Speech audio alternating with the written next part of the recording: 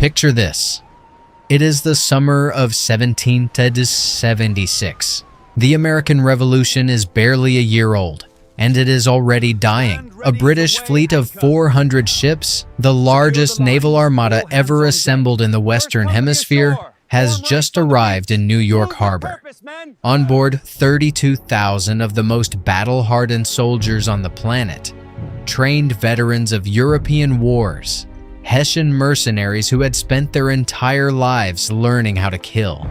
Facing them is George Washington and his Continental Army, 20,000 men, most of them farmers, some of them teenagers, many of them barefoot. Almost none of them had ever fought in a real battle. What happened next was not a fight. It was a slaughter. Washington lost New York in a matter of weeks. His army was shattered. His men were running. One of his generals was captured while still in his pajamas at a tavern. The British chased the Continental Army across New Jersey so fast that Washington's soldiers were throwing their muskets into the river just to run faster. By December of 1776, Washington had lost nearly every engagement he had fought. His army had shrunk from 20,000 to fewer than 3,000. The enlistment contracts of most of his remaining men expired on January 1st. In 5 days, he would have no army at all. Thomas Paine, the revolutionary writer who had helped inspire the rebellion, wrote these words from the road. "These are the times that try men's souls." He was not being dramatic. He was reporting what he saw. And yet, 8 years later, George Washington accepted the surrender of the British Empire. How does a man who lost nearly every battle he fought end up winning the war? The answer will change how you think about leadership, strategy, and what it actually means to win. To understand how Washington won, you first have to understand who he was before the Revolution. George Washington was not a military genius. He was not a tactical savant. He had not attended a military academy. He had not studied under a Prussian drill master or commanded thousands of men in pitched battle. What he was a survivor. Born in 1732 in Virginia, Washington grew up in the plantation world of colonial America. His father died when he was 11. He never received a formal education beyond what a colonial gentleman considered sufficient. He taught himself surveying, which gave him something invaluable: an eye for terrain, for geography, for how the land itself could be used as a weapon. His first taste of war came young and badly. At 22 years old, Washington was a lieutenant colonel in the Virginia militia. He was sent to the Ohio Valley to confront French forces encroaching on British territory. What followed was one of the most catastrophic small military engagements in American history. Washington ambushed a French patrol and killed their commander. Then he retreated to a hastily constructed stockade called Fort Necessity and waited. The French came back with twice the men. Washington's position was indefensible. His men were exposed, wet, and running low on ammunition. After a day of fighting and pouring rain, Washington surrendered. He had just started a world war. The skirmish he triggered helped ignite the 7 Years' War, the first truly global conflict in history. Washington went home to Virginia having lost his first real engagement and having accidentally set the world on fire. He spent the next years in the Virginia militia, fighting alongside British regular forces in the French and Indian War. He learned something crucial during this period.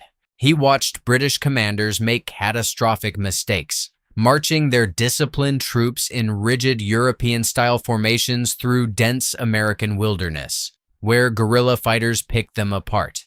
He survived a battle called Braddock's Defeat, in which 2 horses were shot out from under him, and 4 musket balls passed through his coat without hitting him. He was 23 years old. He walked off that battlefield when almost everyone around him was dead. He learned what not to do. He learned that the rules of European warfare did not apply in America. He learned that terrain, patience, and survival could matter more than any single engagement. And then he went home, married a wealthy widow named Martha Custis, and spent 15 years running his plantation at Mount Vernon.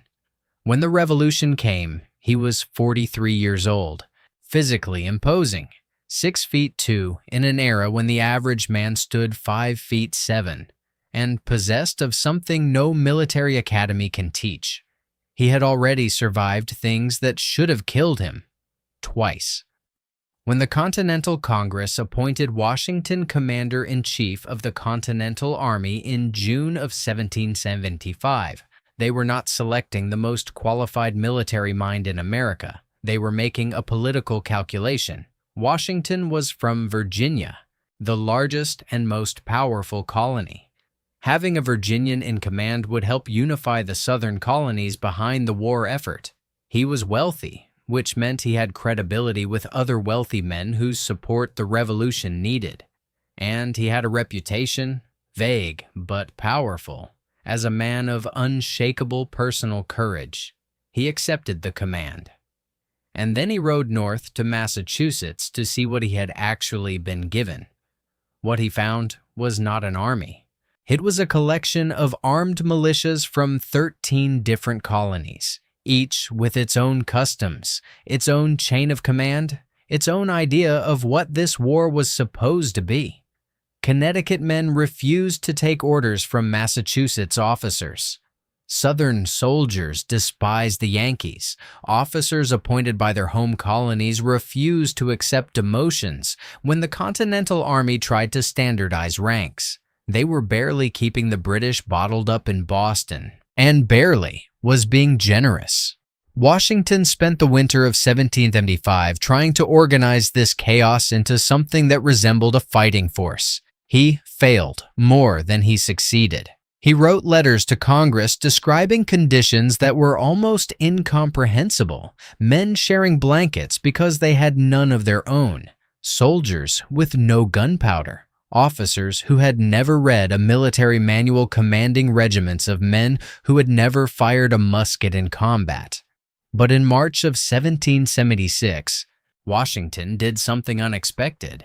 He placed cannons on Dorchester Heights, the high ground overlooking Boston Harbor, in a single overnight operation so audacious that the British commander woke up the next morning, looked at the artillery pointed down at his ships, and reportedly said that the rebels must have had 1,000 men working through the night.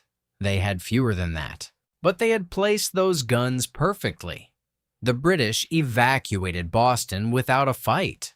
Washington had not defeated them in battle. He had positioned himself so that a battle would be unnecessary. He had used terrain, surprise, and speed to make the British position untenable.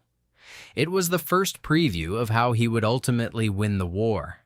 Then came New York, and disaster. The British needed a base of operations.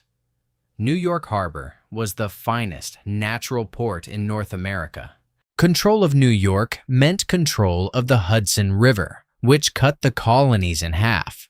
Whoever held New York held the strategic key to the entire continent. Washington knew this. He knew he had to try to defend it, and he knew privately that he probably could not. He was right. The Battle of Long Island, fought in August of 1776, was the largest battle of the entire Revolutionary War. Washington had approximately 10,000 men on Long Island, facing 22,000 British and Hessian troops under General William Howe. Howe outmaneuvered Washington completely. While Washington focused on the obvious frontal approach, Howe sent a column of 10,000 men on a night march through an unguarded pass and hit the American left flank before dawn. The Continental Army collapsed. Hundreds were killed. Hundreds more were captured. Washington watched the rout from his headquarters on Brooklyn Heights, reportedly saying, "Good God, what brave men I must this day lose." He was surrounded. His back was to the East River. The British fleet could move upriver and cut off any escape. On paper, the revolution should have ended that afternoon. What happened next was one of the most remarkable evacuations in military history. Washington ordered every boat in the area gathered. Fishing vessels, rowboats, flat-bottomed ferries, anything that could carry a man. Through the night of August 29th, in complete silence, 9,000 Continental soldiers crossed the East River to Manhattan. Soldiers were ordered not to speak. Oarlocks were wrapped in cloth. Horses' hooves were muffled. By morning, a providential fog rolled in off the harbor, covering the final crossings. When the British advanced at dawn, the American positions were empty. Washington had lost the battle. He had saved his army. This was the pattern that would define the next 6 years. He gave up Manhattan. He retreated across New Jersey. Fort Washington fell, taking nearly 3,000 prisoners. Fort Lee was abandoned. The British occupied New York and New Jersey with a chain of garrisons, confident that the rebellion was essentially finished. But they had not destroyed Washington's army. And Washington understood something that the British, brilliantly equipped and lavishly funded, failed to grasp for years. In this war, the army was the revolution. As long as the Continental Army existed, the revolution existed. The moment Washington's army was destroyed, the war was over. Every retreat, every abandoned position, every city surrendered. None of it mattered as long as the army survived to fight another day. He was not trying to win battles. He was trying to survive long enough to win the war. But survival alone was not enough. Washington understood something else. He needed a victory, not just for military reasons, but for political ones. By December of 1776, the revolution was collapsing, not just militarily, but politically. Thousands of colonists were signing loyalty oaths to the British crown. The Continental Congress had fled Philadelphia in panic. Tom Paine's pamphlet, The Crisis, began with those famous words, "These are the times that try men's souls," because men's souls were genuinely being tried and failing the test. Washington needed to do something dramatic. Something that would show that this army could not just survive, but strike. He chose Christmas night, 1776. The plan was audacious to the point of madness. Washington would lead 2,400 men across the Delaware River in the dead of night, in a blizzard, with ice floes in the river threatening to hold the boats, and attack the Hessian garrison at Trenton, New Jersey, at dawn. The conditions were so terrible that 2 of the 3 attack columns never even made it across the river. Washington's column did. They marched 9 miles through a blizzard to Trenton. The Hessian garrison, commanded by Colonel Johann Rall, was surprised completely. The garrison fought back. Rall himself was mortally wounded trying to organize a counterattack, but within 45 minutes, it was over. Washington captured 900 prisoners and all their supplies, artillery, and weapons without losing a single man in combat. 1 week later, he struck again at Princeton, defeating British reinforcements and capturing supplies before slipping away, before the main British force under Cornwallis could catch him. In 10 days, Washington had turned the narrative of the war completely around. These were not strategically decisive battles. Trenton and Princeton did not liberate New Jersey or threaten New York, but they proved something the Continental Army desperately needed to prove, that it could move, strike, and disappear, that it could be dangerous, that the British could never fully relax. Men who had been about to go home re-enlisted. Recruits who had been waiting to see which way the wind blew came off the fence. The French, watching from across the Atlantic, took notice. Washington had not won the war, but he had kept it alive. Here is the part of the story that most history books skip over, because it is uncomfortable. Washington's strategy for winning the Revolutionary War was deeply unpopular with almost everyone around him. Congress wanted him to fight. The American public wanted him to fight. His own officers constantly pushed for aggressive offensive action. When the British occupied Philadelphia, the American capital, in 1777 and settled in for a comfortable winter, Americans were furious that Washington did not attack them.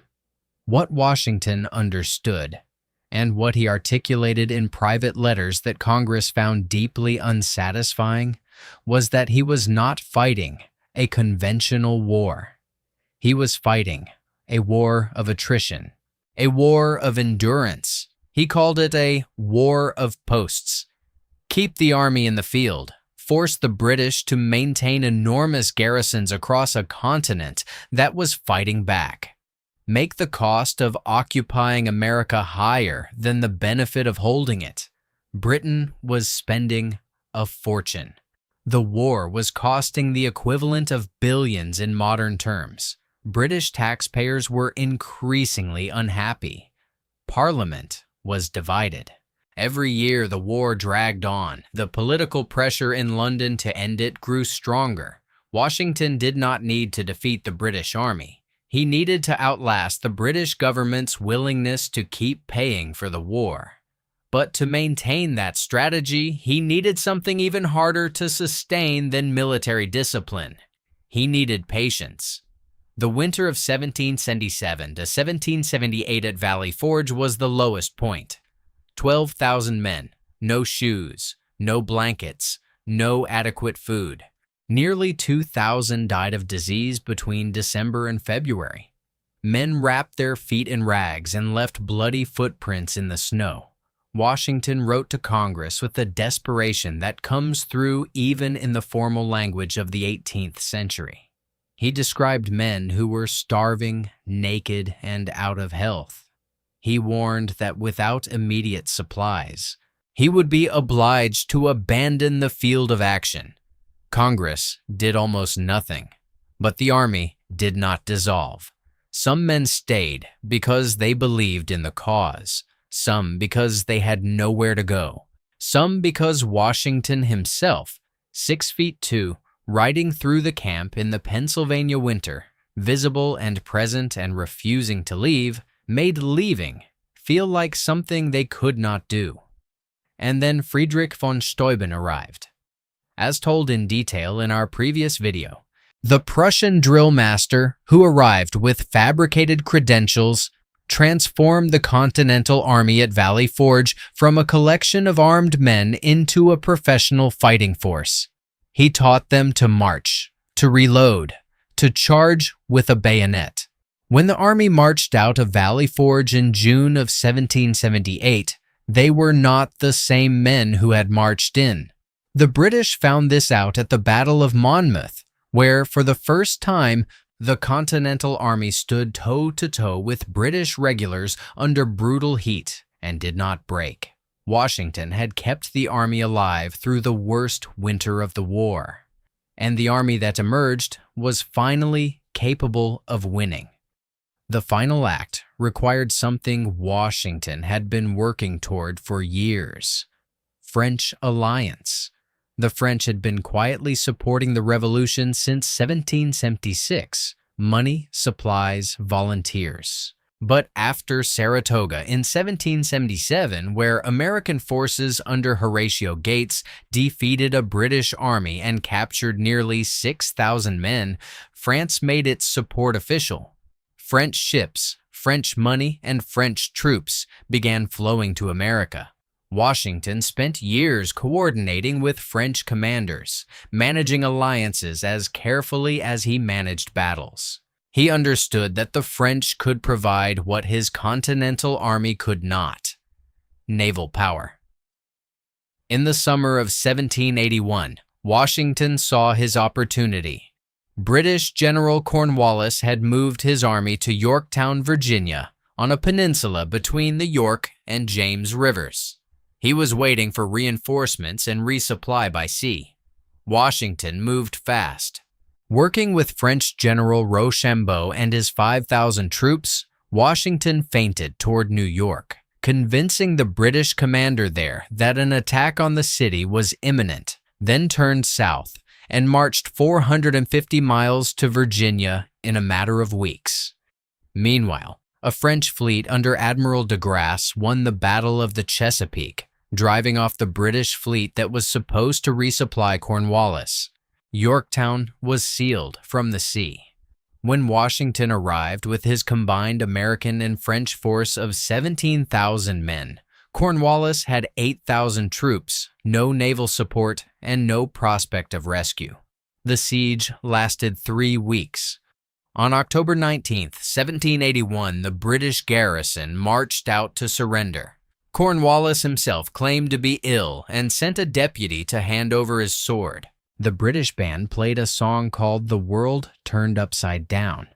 It was the man who had lost New York, who had retreated across New Jersey, who had survived Valley Forge on willpower and letters to an indifferent Congress, had just defeated the most powerful military empire on earth.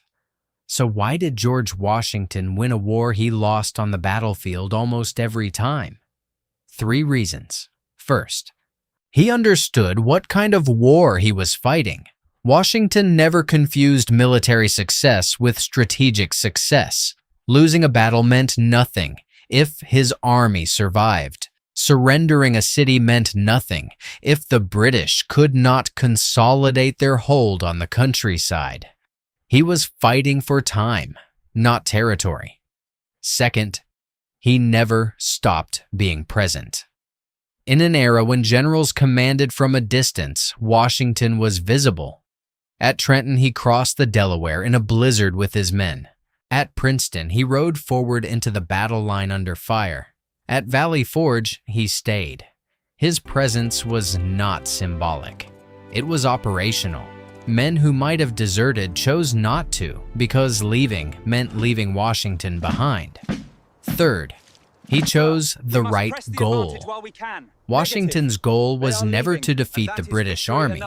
His goal was to make the cost of the war exceed the British willingness to pay it. Every year the Continental Army stayed in the field was another year of British taxes, British political arguments, British soldiers dying far from home. He was not winning battles, he was exhausting an empire. And in 1781 at Yorktown the bill came due. George Washington lost the Battle of Long Island. He lost Manhattan, he lost Philadelphia, he lost Fort Washington with nearly 3,000 prisoners. He endured Valley Forge and emerged with an army that had no right to still exist. And then he won. Not because he became a better battlefield tactician, not because his army suddenly matched the British in discipline or firepower, but because he understood something that his enemies never fully grasped. Winning a war and winning battles are not the same thing. The British won most of the battles of the Revolutionary War. They outmaneuvered Washington. They outgunned him. They outtrained him. And they lost the war because they could never destroy the one thing Washington protected above all others: the army. As long as the Continental Army breathed, the Revolution breathed. Washington knew it. He staked everything on it. And when the moment came, at Yorktown, with the French fleet blocking the harbor and 17,000 men closing the trap, he was ready. Sometimes the measure of a great commander is not how many battles he wins. It is how many he survives long enough to lose. If this video made you see Washington differently, hit subscribe. Every week on Reckoning, we cover the full history behind the wars, rivalries, and decisions that shaped the world you live in. Drop a comment below. What do you think was Washington's single most important decision of the entire war? We read everyone, and if you learned something new today, the like button is the best way to help more people find this channel. We will see you in the next one.